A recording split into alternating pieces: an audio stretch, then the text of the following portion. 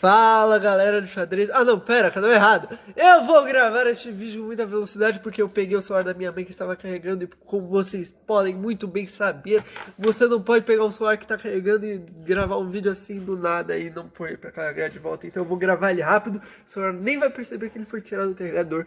E vamos lá. Eu vou falar sobre o lipídio. O lipídio é uma responsável pela reserva de energia. O lipídio é responsável por reserva de energia, impulsos nervosos do nosso corpo, e ele também constitui a parede das nossas células, a famosa parede celular, junto com proteínas. São compostos principalmente de carbono, hidrogênio e oxigênio. Lipídios não são solutos em água, mas sim em álcool, não sei como dizer exatamente assim, e algumas outras substâncias. O lipídio é a ligação entre um ácido carboxílico com um álcool, o que transforma ele em um éster de álcool, pois ao fazer a ligação o hidrogênio é substituído por um radical do carbono, sinalizado nas estruturas moleculares pela letra R. O lipídio libera mais que o dobro de energia de um carboidrato e de uma proteína, onde os dois liberam 4 calorias,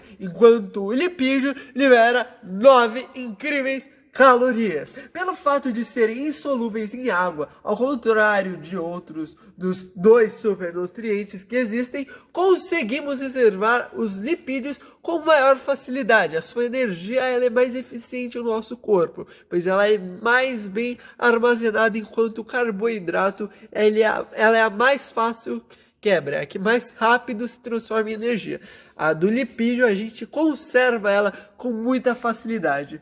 Quando tem excesso de nutrientes em nosso corpo, reservamos os lipídios em uma camada abaixo de nossa pele, a famosa gordurinha, a pança. Enfim, ela serve para nos fornecer calor, ela nos deixa quentinho. As membranas de nossas células são formadas principalmente por lipídios que são fosfolipídios. Os lipídios também envolvem nossos nervos, servindo como isolante térmico. Sem eles, teríamos muito mais sensibilidade aos nossos impulsos cerebrais, o que seria um pouquinho perigoso. Constituem algumas vitaminas e alguns hormônios, como a testosterona e a progesterona, que são hormônios esteroides.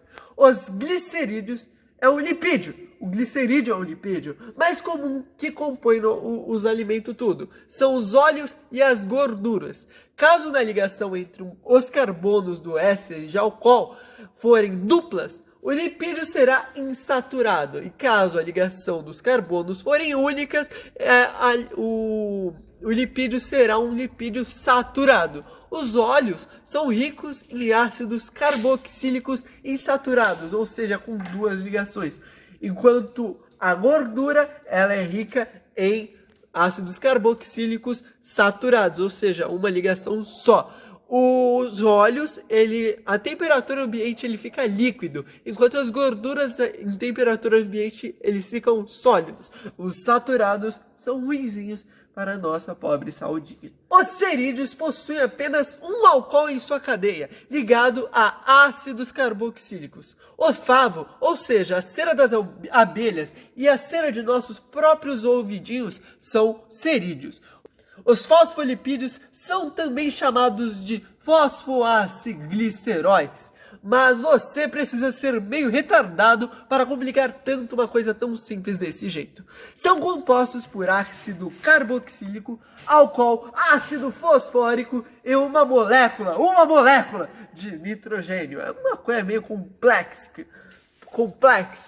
O fosfolipídio, o da membrana celular, é soluído em parte pela água, pois em sua estrutura existe uma parte polar, que é a do ácido fosfórico e da molécula nitrogenada, e uma parte apolar, que não se mistura em água, que é o ácido carboxílico e o álcool. Por conta do fosfolipídio ter essa característica apolar e polar, ao mesmo tempo é importante na célula junto com as proteínas da membrana para barrar substâncias indesejadas pela célula e aderir às substâncias que são bem-vindas pelo organismozinho.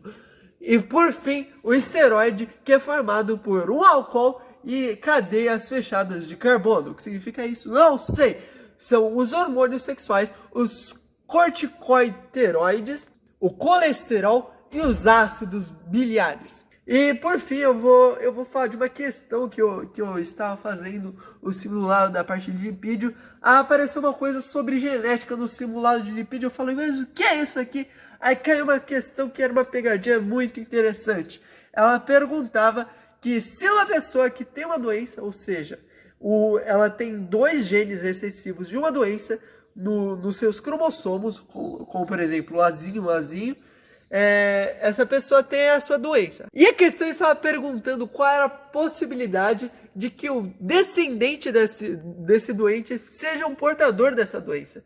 Daí a resposta correta era que a chance do descendente do doente ser um portador dessa doença é que é 100%.